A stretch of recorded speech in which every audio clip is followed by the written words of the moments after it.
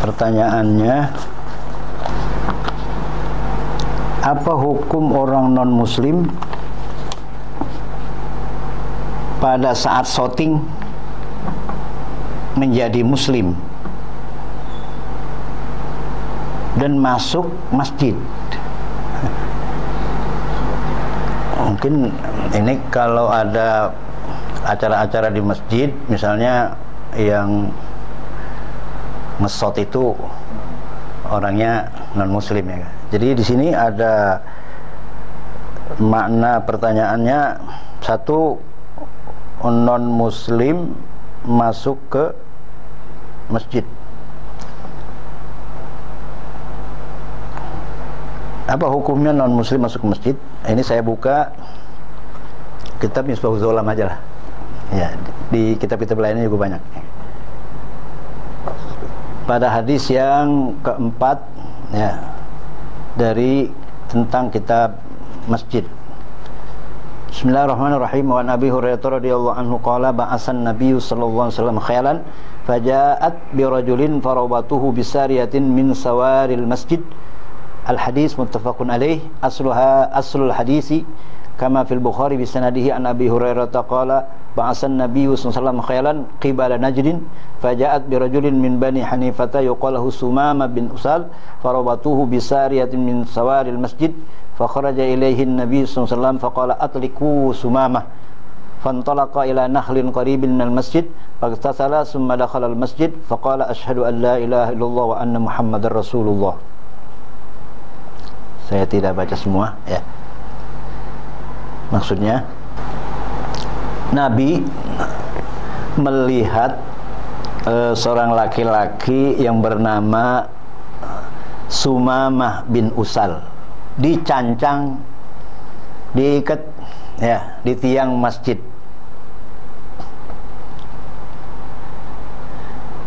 Terus selama 3 hari kata Nabi, lepas, atliku Sumamah, lepas itu Sumamah.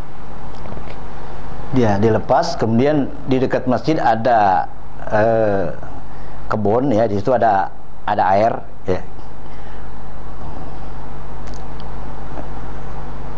Kemudian dia mandi, dia masuk lagi ke masjid, dia mengucap asyhadu an la ilaha illallah wa asyhadu anna Muhammadur Rasulullah. Itu dia adalah ketika Nabi mengutus pasukan berkuda ke orang kafir di Najd, kemudian itu ada yang dibawa atu ya, kemudian ditaruh, diikat di masjid ya. Kemudian setelah 3 hari Nabi suruh apa? Suruh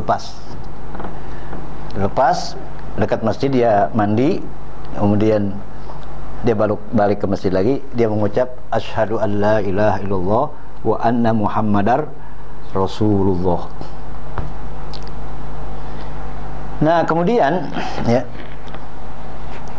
diambil faedah dari hadis ini, wastufida min hadzal hadis jawazu idkhalil kafir fil masjid.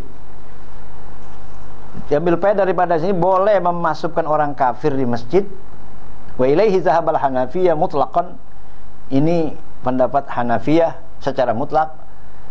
Masjid mana saja maksudnya?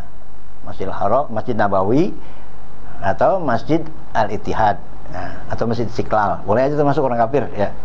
Itu menurut Hanafiyah. Wa anil Malikiyah wal Muzani al-man'um mutlaqan. Nah, Malikiyah dan Muzani itu melarang secara mutlak. Mau masjid mana kayak haram orang kafir masuk ke masjid. Wa anis Syafi'iyah at-tafsil bainal Masjidil Haram wa ghairihi. Dan menurut Syafi'iyah ada tafsil antara Masjidil Haram dan lainnya. Karena lil ayah, alasannya karena ayat. Ayatnya apa tuh? Innamal musyrikuna najasun fala yaqrabul Masjidal Haram ba'da amihim haza. Surah apa tuh? Surah Taubah ya. Innamal musyrikuna najasun, orang musyrik najis. Fala yaqrabul Masjidal Haram, jangan deketin Masjidil Haram ba'da amihim haza. Jadi tafsil. Kalau Masjidil Haram kagak boleh. Tafsil ya. At-tafsil baina Masjidil Haram wa ghairihi lil ayah gitu. Jadi kalau bukan Masjidil Haram boleh begitu. Masjid Istiqlal boleh. Masjid Ittihad boleh. Gitu. Innamal musyrikuna najasun.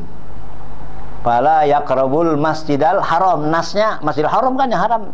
Kalau masjid lainnya kan enggak disebut. Jadi boleh gitu.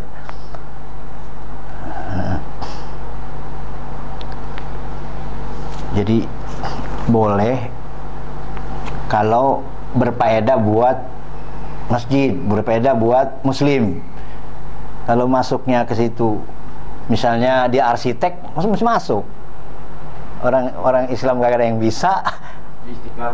Ya, yang jadi arsitek orang kafir, dia masuk keluar masuk nggak apa-apa. Jadi kalau menguntungkan muslim nggak apa-apa. Kalau merugikan itu yang nggak boleh. Jadi kalau menguntungkan atau menguntungkan dia masuk ke masjid, dia bisa masuk Islam ya, ya jadi boleh. Jadi ya kalau yang merugikan itu nggak boleh. Ya. Itu jawaban yang singkat dari satu kitab itu. Jika ingin luas, nanti saya sudah punya tulisan hukum dukhulul kafir fil masjid, ya. Lebih luas lagi dari apa yang tadi saya bacakan. Mau tanya Kiai, pertengahan Ramadan di hari Jumat bakalan ada dukhon. Apakah hadisnya dhaif atau bukan? Yang saya baca itu bukan dukhon, sautun.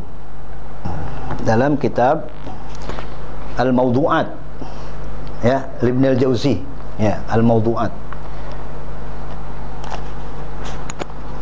Hadisnya di dalam nisfu Ramadan malam Jumat, di pertengahan malam Ramadan, ya hari Jumat, bener. Tahun ini pertengahan Ramadan malam Jumat, ya betul.